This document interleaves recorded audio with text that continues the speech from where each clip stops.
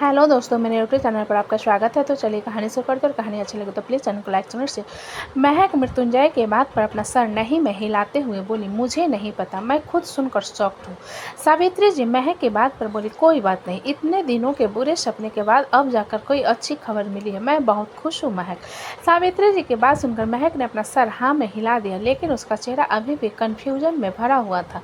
सभी लोग अपना डिनर करके अपने अपने कमरे की तरफ चले गए। इधर चित्रांग जब कमरे में आया तो पाया त्रिजल बिस्तर पर लोटपोट हो रहा था, जिसे देखते हुए चित्रांग बिस्तर पर आ गया और त्रिजल को पकड़ते हुए, इतनी बदमाशी क्यों करते हैं। त्रिजल चित्रांग को देख एकदम से उसके ऊपर आ लपका और उसके पेट पर बैठकर कूदने लगा, जिसे देखकर चित्रांग उसे पकड़ते हुए, मैंने अभी डिनर किया है, मेरा पेट फट जाएगा।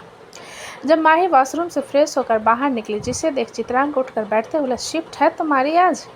माही एक नज़र टाइम की तरफ देखने के बाद अपना सर हिलाते हुए, नहीं, मैंने कल ओवर टाइम किया था और मॉर्निंग में हुए एक्टिविटी के कारण मैं बहुत थक गई हूँ, तो मैंने लीव ले लिया है। माही की बात सुनकर चित्रांग ने अपना सर हिला दिया और त्रिजल के साथ फिर से खेलने लगा। त्रिजल बहुत जोर जोर से हंस रहा था, जिसकी हंसी को सुनते हुए माही मुस्कुराते हुए उन दोनों को देख रही थी। इधर वैशाली के कमरे में अमृत वैशाली को सर को थपथपा रहा था। जब वैशाली आंखें खोलकर उसे देखते हुए, हमारी बेटी कब आएगी, जिसके जवाब में अमृत उसके नाक को खींचते हुए बोला, आ जाएगी, बस कुछ दिन और, तब तक उसके लिए एक अच्छा सा नाम सोच कर रख लो। वैशाली अमृत की बात सुनकर कन्फ्यूजन होते हुए बोले, हमारे दिमाग में कोई भी नाम नहीं आ रहा, हमको एक प्यारा सा स्वीट सा नाम चाहिए। अमृत वैशाली की बात पर मुस्कुराते हुए बोला, विप्लो को कहेंगे वो रखेगा, पिछले बार डोरेमी रखा था, इस बार हिमावारी रखेगा। जिसे सुनकर वैशाली सोचते हुए, वैसे हिमावारी नाम भी बुरा नहीं है, हम यही रख देंगे। अमृत वैशाली की बात सुनकर अपना सर हिला दिया और उसकी आंखों पर हाथ रखते हुए बोला, चलो सो जाओ। अमृत की बात सुनकर वैशाली ने अपनी आंखें बंद कर ली तो अमृत उसके कमर पर हाथ रखते हुए उसके पेट को सहलाते हुए खुद भी सो गया। इधर मृत्युंजय के कमरे में पूरी तरीके से चिढ़ गया था, क्योंकि एकांश महक से लिपट कर सोया हुआ था और महक भी सो गई थी। जब मृत्युंजय बिस्तर से नीचे उतरने लगा तो एकांश अपनी आंखें खोलकर बोला, कहाँ जा रहे हो। एकांश की आवाज़ पर मृत्युंजय रुक कर उसकी तरफ देखते हुए बोला, मुझ पर नज़र रख रहे हो क्या। एकांश मृत्युंजय को सवाल कर सुनकर, नहीं, मैं पूछ रहा था कि कोई मीटिंग है क्या। जिसे सुन मृत्युंजय अपनी आंखें छोटी करके बोला, अंश, तुम मुझे जानबूझकर परेशान कर रहे हो ना, मुझे तुम्हारी मॉम को गले लगाकर सोना है। मृत्युंजय की बात सुनकर एकांश अपना सर नहीं में हिलाकर बोला, मेरी छोटी बहन को दिक्कत होगी, इसलिए सो जाओ। एकांश की बात सुनकर मृत्युंजय दांत पीसते हुए बोला, हम कल डॉक्टर के पास जाकर चेक करवाएंगे, उन लोगों ने कोई गलत इन्फॉर्मेशन दी है, वो प्रेग्नेंट नहीं है। मृत्युंजय की बात पर एकांश उठकर बैठते हुए बोला, आप खुश नहीं हो। एकांश के सवाल को सुनकर मृत्युंजय अपना सर नहीं में हिलाकर बोला, नहीं, मैं खुश नहीं हूँ, मेरे पास ऑलरेडी मेरे 2 बच्चे हैं। मृत्युंजय के जवाब को सुनकर एकांश के होठों पर फिर से तिरछी मुस्कान आ गई, जिसे देखकर मृत्युंजय की आंखें छोटी हो गई तो एकांश उसके ऊपर जाकर सोते हुए बोला, सो जाओ। एकांश के ऐसा करने पर मृत्युंजय कुछ पल चुप रहा, फिर वो चुपचाप लेट गया। एकांश उसके पेट पर आकर सो गया था और धीरे धीरे मृत्युंजय को सर को सहला रहा था, तो मृत्युंजय भी उसके पीठ को थपथपाते हुए सो गया। समय धीरे धीरे बीत रहा था। धैर्य को इतना तो पता चल गया था कि आदिश यूक्रेन में नहीं है, लेकिन इंडिया के किसी कोने में वो जरूर छुपा हुआ है। एकांश हर वक्त महक के साथ रहता और पहले मृत्युंजय को ऑफिस भेजने के बाद ही खुद स्कूल जाता, मानो ये उसकी पहली ड्यूटी हो गई थी। महक को एकांश का प्रोटेक्टिव नेचर बहुत अजीब लग रहा है। जो पहले वो मृत्युंजय के लिए हुआ करता था, अब वो महक के लिए हो गया था। मृत्युंजय का नेचर बहुत ज़्यादा कोल्ड और तानाशाह हो गया था, जिस कारण एम्प्लॉयज़ को एक्स्ट्रा वर्क करना पड़ रहा था। इसी तरह 1 महीने गुजर गए और किसी को कुछ पता ही नहीं चला। जब एकांश का चौथा बर्थडे आया और उसी वक्त मृत्युंजय और महक की 7वीं वेडिंग एनिवर्सरी भी आई। एकांश का चौथा बर्थडे था, जिस कारण महक मॉर्निंग में जल्दी उठकर एकांश के लिए उसका फेवरेट डार्क चॉकलेट पैनकेक बनाना चाहती थी। महक शावर लेकर जब बाहर निकली, तब मृत्युंजय ने उसे अपनी बाहों में भर लिया, जिसे महक एकदम से घबरा गई और उसे खुद से दूर धकेलते हुए बोली, ये क्या है। मृत्युंजय महक के बर्ताव पर गुस्से से बोला, वही तो मैं पूछना चाहता हूँ यार, तुम मुझे अपने करीब क्यों नहीं आने देती। महक मृत्युंजय की बात सुनकर बोली, क्योंकि मैं प्रेग्नेंट हूँ। महक की बात सुनकर मृत्युंजय उसे अजीब नज़रों से देखते हुए, माना हमने अस्पताल में जाकर क्लियर करवा लिया है, लेकिन हम गले तो लगा सकते हैं ना। और प्रेगनेंसी के 3 महीने तक हम करीब आ सकते हैं।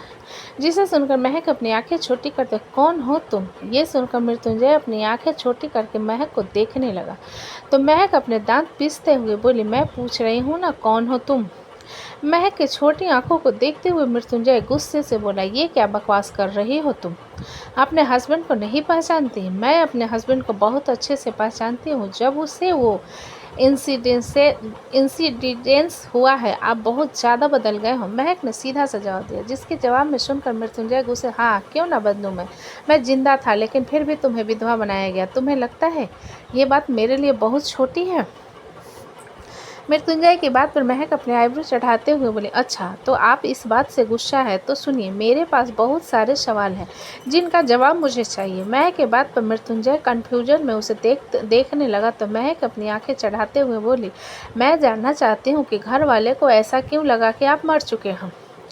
महक के सवाल को सुनकर मृत्युंजय कुछ पल चुप रहा और बोला, मैं भी तुम्हारे इस सवाल के इंतजार में था कि तुम मुझसे कब ये सवाल पूछोगी। जिसे सुनकर महक असमंजस में मृत्युंजय की तरफ देखने लगी। तो मृत्युंजय महक के चेहरे को पकड़कर बोला, मैं जिस दिन मीटिंग में गया था, एक्चुअली उस दिन मैं पता लगाने वाला था कि माँ और पापा को मारने वाला कौन है, इसलिए मैं धैर्य के साथ वहाँ गया था। मृत्युंजय की बात सुनकर महक उसे देखकर, मैंने मान लिया कि आप धैर्य भैया के साथ गए थे, लेकिन घर वालों ने जिस आदमी की लाश हॉस्पिटल से बरामद की, मृत्युंजय समझकर वो कौन था? जिसके जवाब में मृत्युंजय सपाट लहजे में बोला, मेरा हमशक्ल था। मैं वहाँ गया जरूर था, लेकिन जिसके ऊपर भी वहाँ हमला हुआ वो मैं नहीं था, बल्कि मेरा ही एक हमशक्ल था। और ये प्लान मेरे बिजनेस पार्टनर केशव त्यागी का था, जिसे एक आदमी ने मार डाला। महक उस नाम को सोचते हुए, केशव त्यागी, ये तो वही है ना जिसके हाथ पर अंश ने काटा था? महक के सवाल को सुनकर मृत्युंजय के चेहरे पर हल्के से कन्फ्यूजन भरे भाव आ गए, लेकिन वो फिर से अपने चेहरे को नॉर्मल करते हुए, हाँ वही। जिसे सुनकर महक मृत्युंजय को घूरते हुए बोली, अगर आप मुझे सब कुछ बता रहे हो तो सुधांशु और बाकी लोगों को क्यों नहीं बताया कि ये आपका प्लान था? आपको पता है वो लोग कितने परेशान थे? मृत्युंजय महक की बात सुनकर बिना किसी भाव के बोला, बताया उन्हें जाता है जिन पर भरोसा हो, मुझे उन लोगों पर भरोसा नहीं है। ये सुनकर महक अपनी आंखें छोटी करके बोली, आपको पता है जब से वो इंसिडेंट हुआ है आप बहुत अजीब बिहेव करते हो, मतलब घर वालों से टूटे फूटे से रहते हो और हर वक्त मुझसे बात करने की कोशिश करते हो, ऐसा क्यों? मृत्युंजय महक की बात सुनकर बोला, क्योंकि मुझे तुम्हारी ज़रूरत है, तुम्हारे साथ की ज़रूरत है। ये कहते हुए मृत्युंजय महक के थोड़े नज़दीक आया, जिसे देखकर महक पीछे होते हुए बोले, ठीक है, आज अंश का बर्थडे है और शाम को हमारे वेडिंग एनिवर्सरी की छोटी सी पार्टी भी है, तो जाकर फ्रेश हो जाइए। इतना कहकर महक वहाँ से पतली गली लेकर निकल गई। जिसे जाता हुआ देखकर मृत्युंजय अपना हाथ क्लोजेट पर मारते हुए गुस्से से बोला, व्हाट द फक। जब बिस्तर पर बैठा एकांश बोला, टुडे इज़ माई बर्थडे। एकांश की आवाज़ सुनकर मृत्युंजय, जो पहले से चिढ़ गया था, पलटकर उसकी तरफ देखते हुए बोला, तो क्या करूँ? नाचूं? हर साल आता है तुम्हारा बर्थडे। एकांश मृत्युंजय की बात पर मुस्कुराते हुए अपना सर हिलाकर बोला, दुम दबाकर तो भागना ही है, लेकिन भाग नहीं पाओगे। एकांश की खुद से बातों को सुनते हुए मृत्युंजय आंखें छोटे करके, क्या कह रहे हो तुम? जिस पर एकांश उसकी तरफ देखते हुए अपना सर नहीं में हिलाकर, कुछ भी तो नहीं, सो गिव मी ए शावर। एकांश की बात सुनकर मृत्युंजय अपनी मुट्ठी मजबूती से बंद कर उसके पास और उसे अपनी गोद में उठा लिया। जिस पर एकांश मृत्युंजय के गले में अपनी बाहें डालते हुए बोला, हम अपने विला वापस कब जाएंगे? मृत्युंजय एकांश के सवाल पर उसे बाथरूम में लाते हुए बोला, कंस्ट्रक्शन का काम चल रहा है, तुम्हें समझ आता है? ये एकांश मृत्युंजय के सवाल पर उसकी तरफ देखकर, मुझे बहरूपिया के बारे में भी पता है। एकांश की बात सुनकर मृत्युंजय उसे पूरी तरीके से घूरते हुए, तुम सुना किसे रहे हो? जिसके जवाब में एकांश मासूम सा चेहरा बनाते हुए, मैं किसी को नहीं सुना रहा, आपको तो बिल्कुल नहीं सुना रहा। एकांश की बात पर मृत्युंजय हल्का सा मुस्कुरा उसके गाल पर किस करते हुए बोला, तुम काफ़ी इरिटेटिंग हो, लेकिन कभी कभी बहुत अच्छी बातें करते हो। तो आपको नहीं लगता कि आपका बेटा बहुत समझदार है? एकांश ने आंखें चढ़ाते हुए पूछा। जिस पर मृत्युंजय अपना सर हिलाते हुए बोला, किसी को कोई शक नहीं होगा कि तुम सच में स्मार्ट हो। जिसे सुनकर एकांश ने अपना सिर हिला दिया और दोनों शावर लेने लगे। इधर नीचे महक एकांश के लिए पैनकेक बना रही थी। जब वैशाली वहाँ पर आकर महक की तरफ देखते हुए, दीदी आज हमारी छोटी गुड़िया आ रही है। वैशाली की बात सुनकर महक अपना सिर हिलाते हुए, मुझे पता है और उसकी खातिरदारी की भी तैयारी भी हो रही है। ये कहते हुए महक ने वहाँ पर बन रही खीर की तरफ इशारा कर दिया, जिसे देखते हुए वैशाली महक के पेट पर हाथ रखते हुए बोली, बड़का भैया बहुत खुश होंगे है ना। जब वैशाली की बात पर महक अपने पेट पर हाथ रखते हुए आंखें बंद मूंद कर बोली, बहुत खुश होंगे जब उन्हें पता चलेगा। महक के बाद फिर वैशाली कन्फ्यूजन में उसे देखने लगी तो महक अपनी आंखें खोलकर वैशाली से बोली, जब उन्हें पता चलेगा कि तुम्हारी छोटी गुड़िया आ रही है। जिसे सुनकर वैशाली अपना सर हिलाते हुए बोली, हमको पता है, जैसे समृति से प्यार करते हैं ना, वैसे हमारी छोटी गुड़िया से भी प्यार करेंगे। वैशाली के बाद फिर महक ने अपना सर हिला दिया और समय की तरफ देखते हुए बोली, आज विकल्प भैया हैदराबाद से आ रहे हैं, उनके लिए कमरा रेडी करने को कह देना। जिस पर वैशाली ने अपना सिर हिला दिया। जब रचना वहां पर आते हुए महक से बोली, महक जय चाहता है कि तुम्हारी और जय की शादी हो। रचना की बात सुनकर महक के हाथ रुक गए और वो हैरानी से रचना की तरफ देखते हुए बोली, ये आप कैसी बात कर रही हैं चाची। जिस पर रचना अपना सर हिलाते हुए बोली, जय ने मुझसे डिमांड की, कल रात को आकर मैंने कहा कि सुबह मैं महक से बात करूंगी। ये सुनकर महक अपना सर नहीं में हिलाते हुए बोली, बिल्कुल नहीं, मुझे बहुत ज़्यादा वीकनेस महसूस हो रही है और बार बार वोमिट आ रही है, मैं नहीं कर पाऊंगी। महक की बात सुनकर रचना अपना सर नहीं में हिलाकर बोली, इसमें मैं कुछ नहीं कर पाऊंगी, इसलिए तुम जय से बात कर लो। इतना कहकर रचना जाने लगी तो महक थोड़ी सी इरिटेट होकर बोली, चाची आपको पता है वो कैसे है, बहुत जिद्दी है, बिना मतलब का मुझ पर चिल्लाएंगे। महक की बात सुनकर रचना उसकी तरफ देखते हुए बोली, माँ ने भी परमिशन दे दी है महक, इसलिए शाम को तुम्हारे और जय के वेडिंग एनिवर्सरी के साथ शादी भी होगी। रचना की बात सुनकर महक ने आगे और कुछ नहीं कहा तो रचना किचन से बाहर चली, जिसके जाने के बाद वहां पर समृति यूनिफॉर्म पहने रेडी होकर आई और महक से बोली, बड़ी मॉम क्या अंश रेडी नहीं हुआ। समृति के सवाल पर महक उसे पैनकेक की तरफ इशारा करते, मैं तो काम कर रही है समृति, तुम जाकर देख लो ना उसके पापा उसे रेडी किए कि नहीं। जिस पर समृति अपना सर नहीं में हिला, मैं नहीं जाऊंगी, वो चिल्लाते हैं, पहले ऐसे नहीं थे। समृति की शिकायत को सुनकर महक कुछ पल चुप रही और बोली, हाँ वहाँ पर अंश है ना, जाओ उसे बुला लो। जिसे सुनकर समृति ने अपना सर हिला दिया और कमरे की तरफ चली गई। जब उसे सीढ़ियों पर मृत्युंजय मिल गया, मृत्युंजय ने एक नज़र समृति की तरफ देखा और उसे इग्नोर करके सीधा किचन की तरफ चला गया। समृति जाते हुए मृत्युंजय को एक नज़र देखने के बाद खुद से बोली, पता लगा के रहूंगी कौन हो तुम बेटा। ये कहते हुए समृति एकांश के कमरे की तरफ चली। इधर मृत्युंजय किचन में आया तो देखा महक अकेली पैनकेक बना रही थी और साथ में दूसरे हाथ से पूड़ियाँ तल रही, जिसे देखते हुए मृत्युंजय एकदम से महक को पीछे से अपनी बाहों में भर लिया, जिससे महक डर गई और उसके हाथ के कलछी से तेल निकलकर सीधा मृत्युंजय के हाथ पर गिर गई। उबलते तेल के हाथ में गिरने पर मृत्युंजय की दर्दनाक चीख निकल गई, जिसे सुनकर महक और ज़्यादा डर गई। मृत्युंजय का हाथ पूरी तरीके से लाल हो गया था, जिसे देखते हुए महक ने जल्दी से मृत्युंजय के हाथ को पकड़ा और उसे सिंक के पास लाकर उसके हाथ में पानी डालते हुए बोली, आपको दिख नहीं रहा था मैं पूरी बना रही थी, क्यों ऐसी बदमाशी करते हो। दर्द की वजह से मृत्युंजय का हाथ कांप रहा था। उसने महक की बात का कोई जवाब नहीं दिया, जिसे देखते हुए महक उसके हाथ को पानी में रखते हुए, मैं अभी कोलगेट लेकर आती हूँ, हाथ बिल्कुल मत हटाना। इतना कहकर महक जल्दी से लिविंग हॉल में बने वॉशरूम के अंदर चली गई। वहाँ से टूथपेस्ट लेकर आई और उसे मृत्युंजय के हाथ पर लगाते हुए, इससे छाले नहीं आएंगे। ये कहते हुए महक ध्यान से टूथपेस्ट हाथ पर लगा रही थी और मृत्युंजय महक को गौर से देख रहा।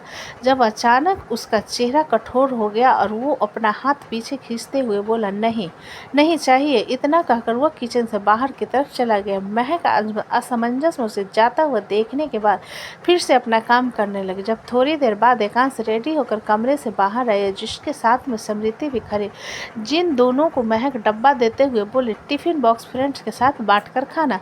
एकांश महक की बात सुनकर उसे देखते हुए बोला, मेरा स्कूल जाना जरूरी है क्या, मेरा बर्थडे है आज। महक एकांश की बात पर उसके नाक को खींचते हुए बोली, शाम को हम केक कट करेंगे तुम्हारा फेवरेट ड्रैकुला डिजाइन का, मामू ने तुम्हारे लिए स्पेशल ऑर्डर करके बनवाया है। महक की बात सुनकर एकांश की आंखें चमक उठी। जब सावित्री जी एकांश के गले में एक सोने का चेन पहनाते हुए बोली, और आज शाम को तुम्हारे डैडी और मॉम की 7वीं वेडिंग एनिवर्सरी है, जहाँ उन दोनों की फिर शादी होगी, तो शाम को खूब एंजॉय करना। एकांश का ध्यान सावित्री जी के पहनाए चैन पर बिल्कुल नहीं था। वह हैरानी से सावित्री जी की तरफ देखते हुए बोला, शादी मतलब मैरिज, जिसके बाद एक लड़की और लड़के को साथ रहना पड़ता है। सावित्री जी एकांश की बात सुनकर महक की तरफ देखते हुए बोली, प्रेगनेंसी के वक्त कुछ ज़्यादा ही बादाम खाया था क्या? जिस पर महक ने अपना सर हिला दिया तो सावित्री जी एकांश के कान में को खींचते हुए बोली, बिल्कुल सही, जब तुम बड़े हो जाओगे तो तुम्हारी भी शादी होगी। सावित्री जी की बात पर एकांश उनके हाथ को अपने कान से हटाते हुए महक से बोला, मॉम शादी नहीं करना। जिस पर मृत्युंजय वहाँ आते हुए, क्यों, क्या तुम अपने मॉम और डैड की शादी नहीं देखना चाहते? जिसकी आवाज़ सुनकर एकांश उसकी तरफ देखते हुए बोला, मेरी मॉम और डैड की शादी हो चुकी है। एकांश की बात पर मृत्युंजय उसे इग्नोर करते हुए महक के पास आकर बोला, वो एक मिसअंडरस्टैंडिंग की तरह था, लेकिन इस बार हम दोनों एक दूसरे से प्यार करते हैं, तो तुम्हें नहीं लगता हमें सच में एक परफेक्ट शादी की ज़रूरत है जिसमें हम दोनों की मर्जी हो? जिसे सुनकर महक घर वालों की तरफ देखने लगी तो सभी उसे भी देख रहे थे। जिस पर उसने अपना सर हिला दिया तो मृत्युंजय अपना सर हिलाकर बोला, शाम को हमारी फिर शादी होगी पूरी रीति रिवाज के साथ, इसलिए मुझे लगता है कि तुम्हें आराम करना चाहिए। मृत्युंजय की बात सुनकर महक ने अपना सर हिला दिया और एकांश की तरफ देखते हुए बोली, स्कूल जाओ। जिसे सुनकर एकांश एक नज़र महक की तरफ देखने के बाद मृत्युंजय से बोला, शादी शाम को है ना, ऑफिस जाओ। एकांश की बात सुनकर मृत्युंजय ने उसे घूर कर देखा और वहां से ऑफिस के लिए निकल गया। जिसके जाने के बाद महक भी कमरे की तरफ चली गई और सभी लोग अपने अपने काम में लग गए। तो दोस्तों, कहानी कैसी लगी मुझे कमेंट में लिखें। अच्छी लगे तो प्लीज़ चैनल को लाइक करें, सब्सक्राइब करें और ज़्यादा से ज़्यादा शेयर करें। कहानी को पूरा सुनने के लिए